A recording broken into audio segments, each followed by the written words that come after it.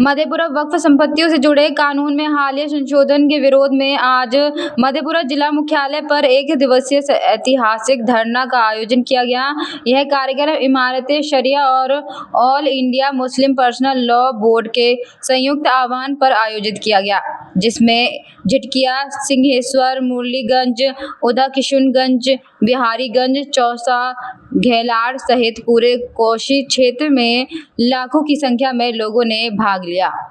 इस धरने की अध्यक्षता सामाजिक कार्यकर्ता परवेज आलम ने की, जिन्होंने अपने संबोधन में कहा कि वक्फ की जमीनें हमारी मिल्लत की अमानत हैं। इन पर किसी भी तरह का सरकारी हस्तक्षेप पूरी तरह असंवैधानिक और गैर शरई है। हम इसे किसी भी सूरत में बर्दाश्त नहीं करेंगे। धरना कार्यक्रम में मुख्य अतिथि के तौर पर उपस्थित राजद के वरिष्ठ विधायक एवं बिहार विधानसभा के पूर्व अध्यक्ष चंद्रशेखर, सिंहेश्वर विधायक चंद्रहास चौपाल तथा राजनीतिक नेता प्रमोद प्रभाकर ने भीड़ को संबोधित करते हुए केंद्र सरकार पर जमकर हमला बोला। उन्होंने कहा, यह संशोधन सिर्फ वक्फ नहीं बल्कि अल्पसंख्यकों की धार्मिक पहचान और सामाजिक सुरक्षा को मिटाने की साजिश है। यह एक काला कानून है जिसे हर हाल में वापस लेना होगा। मधेपुरा के काज़ी शरीयत हजरत मौलाना फयाज अहमद साहब ने धरने को संबोधित करते हुए बताया कि वक्फ कानून के लिए संशोधन शरीयत के बुनियादी उसूलों के खिलाफ है।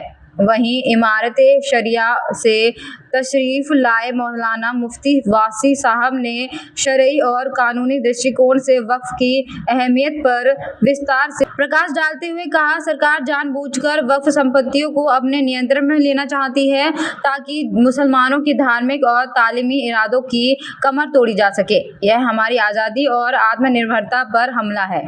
इस ऐतिहासिक धरने में समेत कई सामाजिक और राजनीतिक कार्यकर्ताओं ने भाग लेकर सरकार के इस निर्णय के खिलाफ खुलकर अपनी आवाज बुलंद की।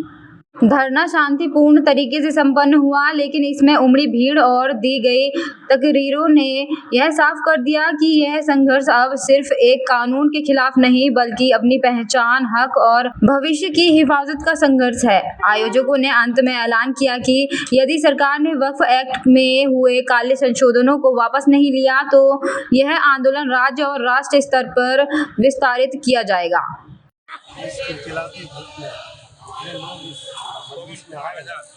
आप खुद देख सकते हैं उनकी जज्बातों को, और ये एक जोरदार विरोध मधेपुरा की धरती से जाएगा।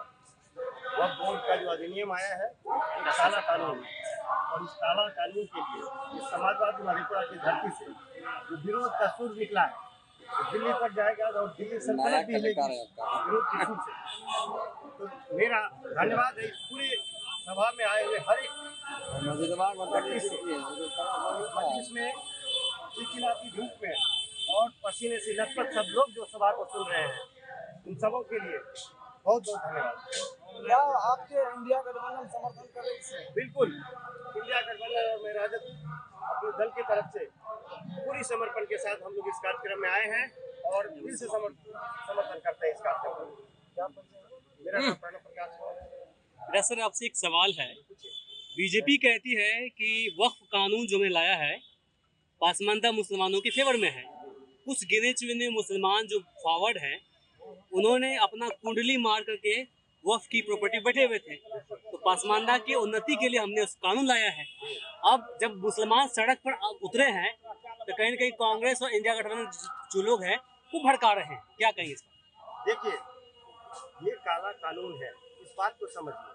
ये आपस में लड़ाने का तरीका है, लोग आपस में लड़े और सरकार के जो विफलताएं हैं उससे ध्यान हटे।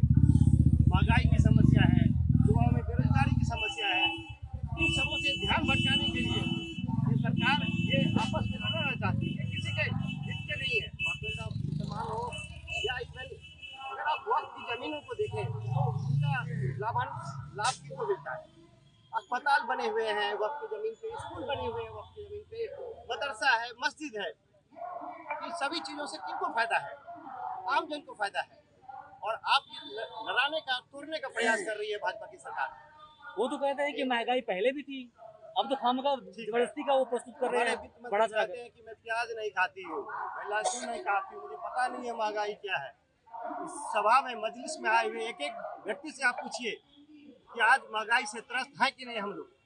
महंगाई है, बेरोजगारी है, लोगों के स्वास्थ्य की दिक्कत है। ये है हमारे मूलभूत मुद्दे। आप मूलभूत मुद्दों से भटकाने के लिए एक काला कानून लाते हैं और चाहते हैं कि लोग अपने मूल एजेंडे से भटके और आपस में लड़ाए। ये जो सरकार है इसका कोई और मकसद नहीं है कि ये, अगर आप गौर से देखिए, ये देश में हिंदू और मुसलमान हमेशा से साथ रहते आए हैं। ये तहजीब है हमारा, इस तहजीब पे चोट किया गया इस वक्त अधिनियम को ला करके। तो ये एक बड़ी साजिश है, इसको समझिए, एक बड़ी साजिश है। ये सिर्फ हमारे अधिकारों को छीनने की कोशिश नहीं है, ये हमारे ताने बाने को अटैक किया जा रहा है।